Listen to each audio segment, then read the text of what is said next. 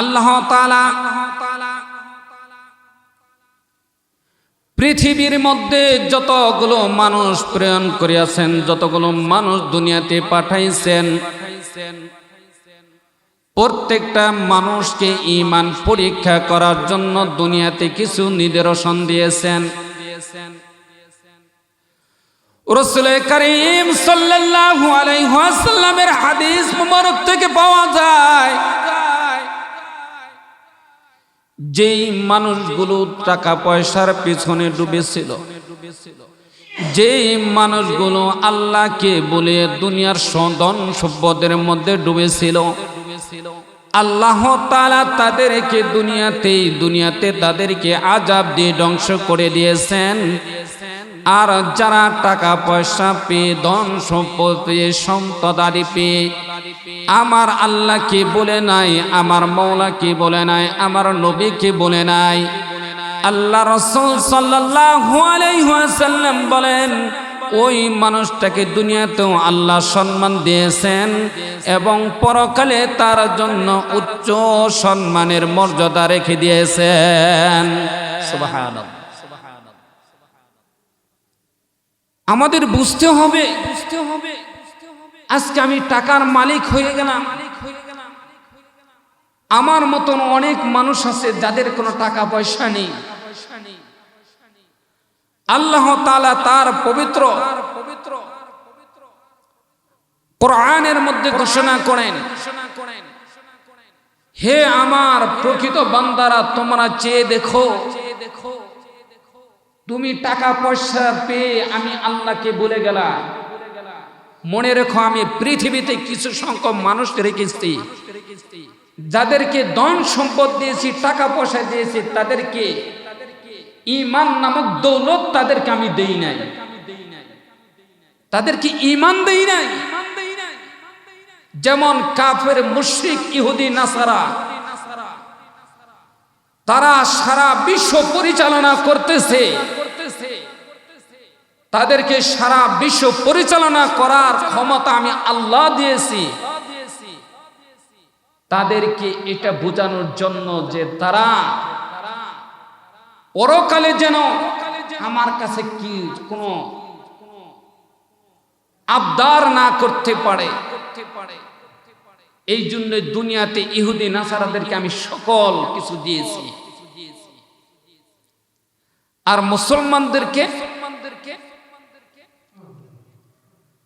আল্লাহ তাআলা মুসলমানের মধ্যে কিছু ঈমানওয়ালা বান্দাদেরকে কিছু টাকা দিয়ে, সম্পদ দিয়ে, সন্তান আদি দিয়ে আল্লাহ তাআলা তাদেরকে ঈমান পরীক্ষা করেন, যে দেখি আমার বান্দাগুলো টাকা পেয়ে আমি আল্লাহকে ভুলে যায় কিনা। আমি তাদেরকে সন্তান দিলাম, দেখি সন্তান পেয়ে আমি আল্লাহকে বলে যায় না। ও মুসলমান, তোমরা সেই ইব্রাহিম আলাইহিস সালামের জিন্দেগির দিকে তাকিয়ে দেখো।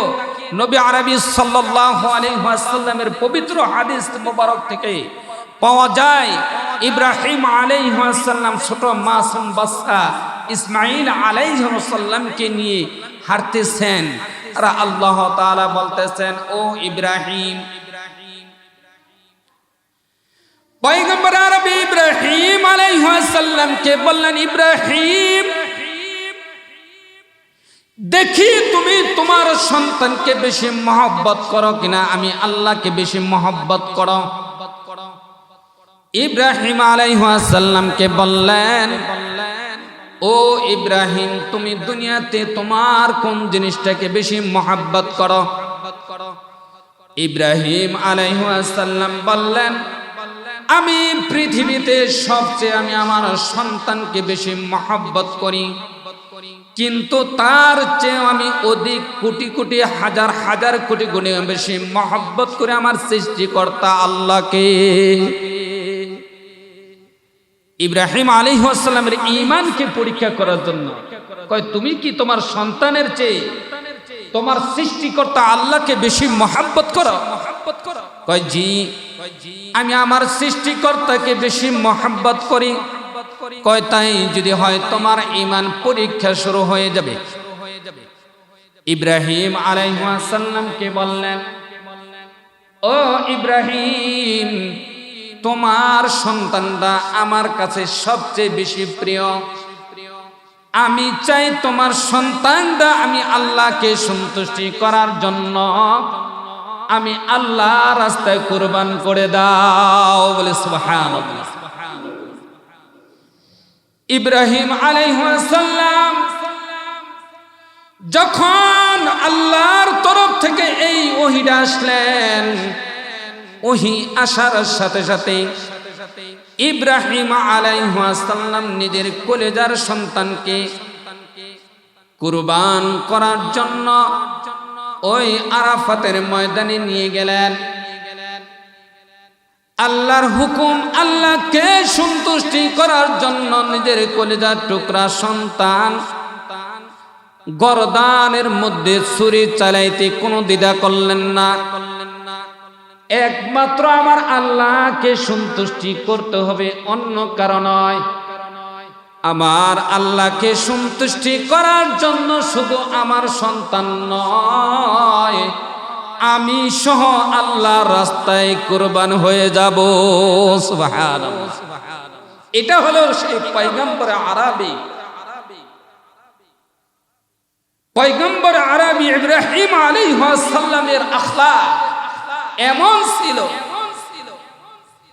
শুধু তাই নয়, আমাদের নবী সাল্লাল্লাহু আলাইহি ওয়াসাল্লামের জিন্দেগি থেকে কিছু হাদিস শুনে নেন। নবী আরবি সাল্লাল্লাহু আলাইহি ওয়াসাল্লাম নবুয়ত প্রাপ্ত হয় নাই। নবুয়ত প্রাপ্ত হয় নাই 16 বছর বয়সের যুবক মদিনার শহরে চলেন, মদিনার মরুভূমি চলেন। মদিনার রাস্তাঘাটে যখন চলতে থাকেন, মদিনার রাস্তাঘাটে যখন আমার পয়গম্বর আরবি সাল্লাল্লাহু আলাইহি ওয়াসাল্লাম চলেন, পয়গম্বর আরবি মুহাম্মদ সাল্লাল্লাহু আলাইহি ওয়াসাল্লামের মাথার উপর দিয়ে মেঘমালাগুলো ছায়া দিয়ে যায়, ছায়া দিয়ে যায়। সারা মরুভূমিতে প্রখণ্ড রোদ, রোদের কারণে রাস্তায় হাঁটা যায় না, মাঠে ময়দানে থাকা যায় না। মাঠের উটগুলো পানির পিপাসায় জিহ্বা বের করে দিয়েছে। ওই রাখালগুলো তারা পানির পিপাসায় রোদ্রের তাপের কারণে তারা গাছের ছায়ার নিচে আশ্রয় নিয়েছে। আমার পয়গম্বর কোন গাছের নিচে ছায়া যায় না।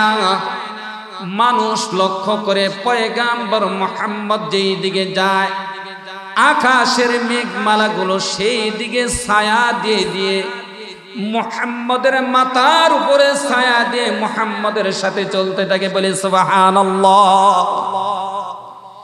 এই দৃশ্য আরবের যুবকেরা যখন দেখতে পেল, এই যুবকের কথা যখন আরবের যুবকেরা মুহাম্মদের এই দৃশ্য যখন দেখতে পায়, আরবের মধ্যে মহিলাদের মধ্যে সবচেয়ে ধনবান ব্যক্তি ছিল হযরতে খাদিজা রাদিয়াল্লাহু তাআলা আনহা। খাদিজা রাদিয়াল্লাহু তাআলা আনহা অনেক বড় ধনী ছিলেন। ব্যবসার জন্য ওনার কয়েকজন লোক ছিল। এই লোকদের মধ্যে কয়েকজন যুবক ছিল। এই যুবকদের মধ্যে আমার পয়গম্বর মুহাম্মদ সাল্লাল্লাহু আলাইহি ওয়াসাল্লাম একজন ব্যক্তি ছিলেন। খাদিজা রাদিয়াল্লাহু তাআলা আনহার কাছে যখন যুবকেরা বলল, ও মক্কার মধ্যে ধনী ব্যক্তি, ও মহিলাদের মধ্যে ধনী ব্যক্তি খাদিজা, শুনেন শুনেন, আমরা যারা আপনার এই ব্যবসার মধ্যে নিয়োজিত আছি, আমাদের মধ্যে একজন যুবক এমন আছে যেই যুবক তার উপরে আল্লাহর এত রহমত, আল্লাহর এত গুণগান, আল্লাহর এত দয়া, যার দয়ার কোনো শেষ নাই। আমরা যখন তার সাথে চলতে থাকি, মক্কার মধ্যে যখন মরুভূমির মধ্যে চলতে থাকি, মদিনার রাস্তা দিয়ে যখন চলতে থাকি, আমরা দেখতে পাই এই মুহাম্মদ আরবি সে নিচের দিকে তাকিয়ে তাকিয়ে হাঁটতে থাকেন। আমরা আগে আগে চলে যাই, চলে যাওয়ার পর দেখতে পাই সে পিছনে পড়ে আছে। রোদের কারণে আমাদের পানির পিপাসা আমাদের অন্তরের ভিতরে ছটফট ছটফট করে, কিন্তু আমরা দেখতে পাই মুহাম্মদ আরবি সাল্লাল্লাহু আলাইহি ওয়াসাল্লামের মাথার উপরে মেঘমালাগুলো ছায়া দিয়ে তার সাথে চলতে থাকে। আল্লাহর পয়গম্বর আরবি সাল্লাল্লাহু আলাইহি ওয়াসাল্লামের কথা যখন খাদিজা রাদিয়াল্লাহু তাআলা আনহার কাছে যখন এই সংবাদ দিয়েছেন, খাদিজা উনি দেখতেন, পর্দার ভিতর থেকে দেখতে পাইতেন মুহাম্মদ যখন মাঠে থেকে ফিরে আসে তার শরীরে বৃষ্টির মতন বৃষ্টি, আকাশ থেকে বৃষ্টি বর্ষণ করতে থাকে, বৃষ্টি প্রবাহিত হতে থাকে। এমন অবস্থায় তাকে তার কাপড় পরিধান করার জন্য তার খাদেমকে বলে, ও খাদেম যাও, মুহাম্মদ ঘরে ফিরতেছে, তাকে একটা শুকনা কাপড় দাও, শুকনা কাপড় পরিধান করে ভিজা কাপড়গুলো ফির খুলে ফেলো। মুহাম্মদ সাল্লাল্লাহু আলাইহি ওয়াসাল্লাম যখন খাদিজার ঘরে ফিরতেন আর এমন অবস্থায় খাদিজা শুকনো কাপড় নিয়ে দাঁড়িয়ে থাকতেন, বলতেন, ও প্রাণের স্বামী ধরেন, এই যে আপনার জন্য শুকনো কাপড় রেখে দিয়েছি। মুহাম্মদ সাল্লাল্লাহু আলাইহি ওয়াসাল্লাম বলেন, আমার শরীরে কোনো বৃষ্টির পানি নাই, কেন তুমি শুকনো কাপড় নিয়ে দাঁড়িয়ে আছো? কয়, আপনি যখন আমার ঘরে আসতেছেন আমি দেখতে পেলাম পর্দার ভিতর থেকে আপনার উপরে অঝরে অঝরে আসমান থেকে বৃষ্টি প্রবাহিত হচ্ছে গো মুহাম্মদ। ও খাদিজা, এটা বৃষ্টি নয়, এটা বৃষ্টি নয়, এটা হলো আল্লাহর রহমত আমার উপরে বর্ষণ হয়।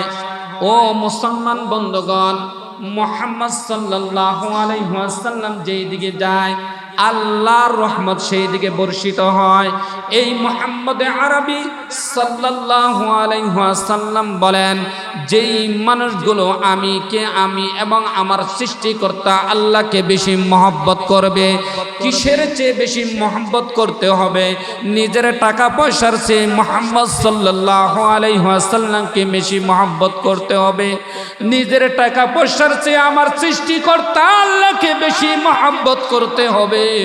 নিজের সন্তানের চেয়েও আল্লাহকে বেশি মহব্বত করতে হবে।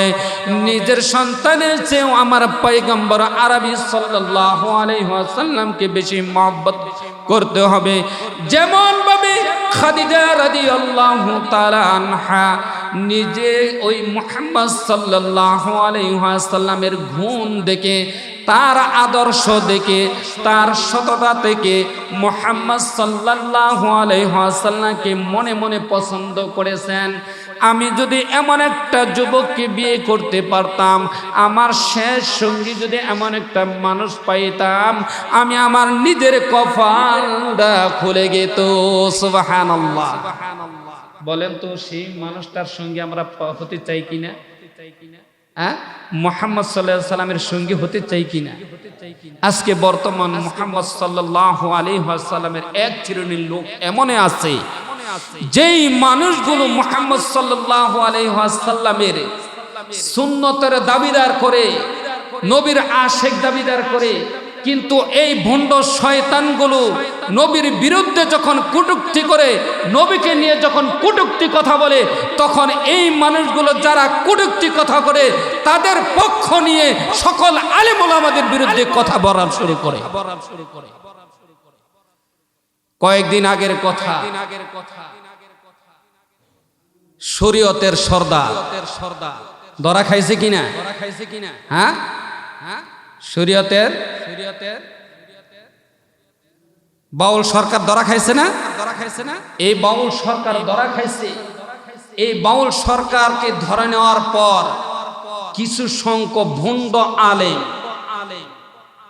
আমাদের চিনার দরকার। আজকে তো তাদের সুনামের কথা শুনলে আমরা তাদের পাগল হয়ে যায়, তাদের ভক্ত হয়ে যায়। সাবধান মুসলমান, মনে রেখো যারা নবীর বিরুদ্ধে কথা বলবে, তুমি যত বড়ই মুসলমান হও না কেন, যদি তাদের পক্ষ নাও, মনে রেখো তোমার ঈমান নষ্ট হয়ে যাবে, তুমি কখনো মুসলমান দাবি করতে পারবে না। তুমি যত বড় আলেম হও না কেন। যে শরীয়তের সর্দার, যে বাউল গানের শিল্পী শরীয়ত ছাপ, যিনি নাকি আল্লাহকে নিয়ে কটূক্তি কথা বলেছে, রসুলকে নিয়ে কটূক্তি করেছে, তাকে পুলিশে গ্রেফতার করার পর সকল আলেম ওলামারা একত্রবদ্ধ হয়ে তারা সরকারের পক্ষ নিয়ে তারা এই শরীয়ত সাহেবের বিরুদ্ধে তারা আল্লাহর দরবারে বিচার চেয়েছে, সরকারের কাছে বিচার চেয়েছে। আর সরকারের কাছে বিচার চাওয়ার সাথে সাথে মুহূর্তের মধ্যে তাকে ঘেরাও করেছে, তাকে ধরপাড় করা হয়েছে। আর আমাদের বাংলাদেশের কিছু সংখ্যক নামধরা আলেম যারা নিজেকে পীর দাবি করে, এরাই ওই আলেমদের বিপক্ষে গিয়ে শরীয়তপুরের সাহেবের সাথে সঙ্গ মিলিয়ে তারা সকল আলেমদের বিরুদ্ধে চলে গেছে। বলি নাউজুবিল্লাহ। মনে রাখেন, তারা কখনো মুসলমান হতে পারে না, তারা যত বড় আলেম হন না কেন। কারণ আমার সৃষ্টিকর্তার পক্ষে যারা সৃষ্টিকর্তার বিপক্ষে কথা বলবে, তাদের পক্ষ নিয়ে তুমি কথা বলবা, তুমি মুসলমান দাবি করতে পারবা না। সতর্ক হয়ে যাও মুসলমান। আমাদের এই সমাজে যারা এই বাউল শিল্পীর পক্ষ যারা এখনো আছে, সতর্ক হন, পরিবর্তন হয়ে যান। আসেন, যেই কথাটা বলতেছিলাম, নবী রাসূলুল্লাহ সাল্লাল্লাহু আলাইহি ওয়াসাল্লামের মহব্বত কেমনভাবে মহব্বত করতে হবে, নিজের টাকা পয়সা সন্তান আদির চেয়েও বেশি মহব্বত করতে হবে। যেমনভাবে রাসূল আরবি সাল্লাল্লাহু আলাইহি ওয়াসাল্লামকে মহব্বত করত আম্মা জান খাদিজা রাদিয়াল্লাহু তাআলা আনহা। বলি সুবহানাল্লাহ। কেমন মহব্বত করতেন আম্মা জান খাদিজা রাদিয়াল্লাহু তাআলা আনহা যখন দেখতে পেলেন মুহাম্মদের সততা এতটা ভালো, তার মধ্যে কোনো মিথ্যা কথা নাই, তার মধ্যে কোনো চুগলখড়ি নাই। যেই মানুষটা হেঁটে হেঁটে যায়, তার মধ্যে তার মাথার উপরে আসমানের মেঘবালাগুলো ছায়া দিয়ে যায়। যেই মানুষটা রাস্তায় চলতে থাকে, ওই মানুষটার উপরে আল্লাহর রহমত বর্ষণ হয়। এই মানুষটা, এমন মানুষটাকে হাত ছাড়া করা যাবে না। খাদিজা রাদিয়াল্লাহু তাআলা আনহা মুহাম্মদকে মনে মনে ভালোবাসতেন। এক পর্যায়ে মুহাম্মদ সাল্লাল্লাহু আলাইহি ওয়াসাল্লামের চাচা আব্দুল মুতালিবের কাছে খবর পাঠালেন, আবু তালেবের কাছে খবর দিলেন, ও আবু তালেব, আপনার ভাতিজা মুহাম্মদ সাল্লাল্লাহু আলাইহি ওয়াসাল্লামকে অমন একটা মহিলা, মক্কার মধ্যে সবচেয়ে ধনবান মহিলা, সে তাকে বিয়ে করতে চায়, আপনি কি তাকে অনুমতি দিবেন কিনা? আপনি আপনার ভাতিজাকে বিয়ে করাবেন কিনা? মুহাম্মদ সাল্লাল্লাহু আলাইহি ওয়াসাল্লামের চাচা আব্দুল মুতালিব বলেন, হ্যাঁ, আমার ভাতিজাকে বিয়ে করাবো। এখন আমার ভাতিজার অনুমতির প্রয়োজন আছে কিনা? আছে। মুহাম্মদ সাল্লাল্লাহু আলাইহি ওয়াসাল্লামকে ডেকে আব্দুল মুতালিব বলেন, ও আব্দুল মুতালিব, মুহাম্মদ শোনো, মক্কার মধ্যে সবচেয়ে ধনীমান ব্যক্তি, আরবের মধ্যে ধনীমান ব্যক্তি হযরতে খাদিজা রাদিয়াল্লাহু তাআলা আনহা তোমাকে বিয়ের প্রস্তাব দিয়েছে, তুমি কি তাকে বিয়ে করার জন্য রাজি আছো কিনা? মুহাম্মদ সাল্লাল্লাহু আলাইহি ওয়াসাল্লাম বলেন, চাচা, পৃথিবীতে যার কোনো বাবা নাই, মা নাই, তার পৃথিবীতে কোনো আপনজন বলতে কেউ নাই। ও চাচা, খাদিজার বাবা নাই, মাও নাই, তার দাদা দাদি দুনিয়াতে কেউ নাই, সে একজন অসহায় ইতিম। এমন একটা ইতিমের অভিভাবক আমি মুহাম্মদ যদি হয়ে যাই, আল্লাহর দরবারে আমি আর কিছু না হলেও আমি আল্লাহর দরবারে বলতে পারবো, খোদা, আমি দুনিয়াতে ইতিমদের অভিভাবক হয়ে গেছি। বলি সুবহানাল্লাহ। ইতিমদের অভিভাবক হয়ে গেছি। মুহাম্মদ আরবি খাদিজা রাদিয়াল্লাহু তাআলা আনহাকে বিয়ে করলেন।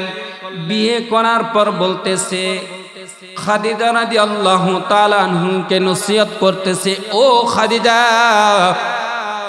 আমি মুহাম্মদ, আমার বাবা নাই, মাও নাই, আমার দুনিয়াতে কোনো ধন সম্পদ নাই, আমি চাই আমার মতন তুমিও হয়ে যাও। তোমার দুনিয়াতে বাবা নাই, মাও নাই, আমার যেমন সম্পদ নাই, আমিও চাই তোমার সম্পদগুলো আল্লাহর রাস্তায় দান করে দাও। বলে সুবহানাল্লাহ। তুমি যদি আমাকে মহব্বত করো, আমার সৃষ্টিকর্তাকে মহব্বত করো, তাহলে আজকে তোমাকে কিছু শর্ত দেব, আজকে তোমাকে কিছু শর্ত দেবে। এই শর্ত অনুযায়ী তোমার চলতে হবে। 1 নাম্বার শর্ত হলো, তোমার যত ধন সম্পদ আছে গো খাদিজা, সকল ধন সম্পদগুলো আল্লাহর রাস্তায় দান করে দাও। মক্কার মধ্যে, মদিনার মধ্যে যত ইতিম আছে, যত গরিব লোক আছে, সকলের কাছে এই সম্পদগুলো ভাগাভাগি করে তুমি তাদের কি মাঝে দান করে দাও, তাদের মাঝে বন্টন করে দাও। খাদিজা বললেন, ও প্রাণের স্বামী, আমি পৃথিবীতে শুধু আপনাকে ভালোবাসি আর আমার সৃষ্টিকর্তাকে আল্লাহ তাআলাকে ভালোবাসি। আপনি যদি বলেন আমার সম্পদ কেন, আমার সম্পদের যত কিছু আছে সমস্ত সম্পদগুলো আমি খাদিজা আপনার নামে লিখে দিলাম। আপনি যা মনে চায় আপনি তাই করেন, আমার কোনো দুঃখ নাই। ও মুসলমান, আজকে তো সেই নবীর উম্মত দাবি করো, এমন কোন ব্যক্তি আছো যে জুমার সময় মসজিদে আজান হয়, জোহরের সময় আজান হয়, এই আজানের মধ্যে বলতে হয় আশহাদু আন্না মুহাম্মাদুর রাসূলুল্লাহ, মুহাম্মাদের নাম নেওয়া হয় কিনা? যেইখানে মুহাম্মাদের নাম নেওয়া হয়, আল্লাহু আকবার, আল্লাহু আকবার। কি বড় বলেন তো, কি বড় বলেন তো?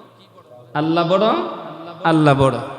আর এমন অবস্থায় যদি কি করি, আমি সংসারে কাজ করি, তাহলে সেই ক্ষেত্রে আমার এই সংসারের কাজের দ্বারা আমি কোনটাকে বেশি গুরুত্ব দেই? কোনটাকে বেশি গুরুত্ব দেই?